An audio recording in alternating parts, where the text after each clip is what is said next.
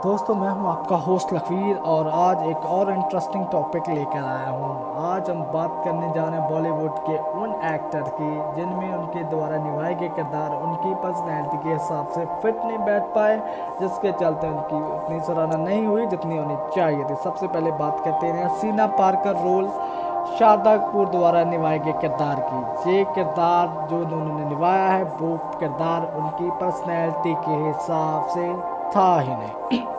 अब बात करते हैं पद्मावती में जो रोल शाहिद कपूर ने किया है, वो किरदार उनकी पर्सनैलिटी के हिसाब से था ही नहीं। ये सिर्फ रणवीर सिंह और दीपिका पादुकोण की ही मानी जाती है। अब बात करते हैं कैटरीना कैफ की। जब तक है जान का जो रोल उन्होंने किया है वो किरदार उनकी पर्सनैलिटी के हिसाब से था ही नहीं। उनकी पूरी एक्टिंग के चलते पब्लिक ने उनके रोल को नकारा और ये फिल्म सिर्फ शाहरुख और अनुष्का ही मानी जाती है।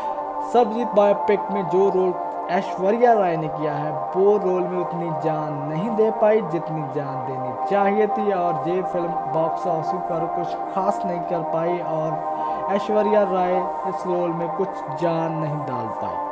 अब बात करते हैं ट्यूबलाइट में जो सलमान खान ने रोल किया है, शायद वो भविष्य में ये रोल नहीं करना चाहेंगे क्योंकि ये रोल और जो उनकी एक्टिंग के चलते ये फिल्म बॉक्स ऑफिस पर बुरी तरह पिट गई।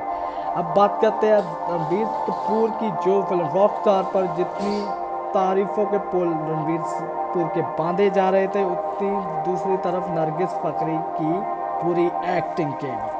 दोस्तों, अगली बार एक और इंटरेस्टिंग टॉपिक लेकर आएंगे। हमारा यूट्यूब चैनल सब्सक्राइब करना मत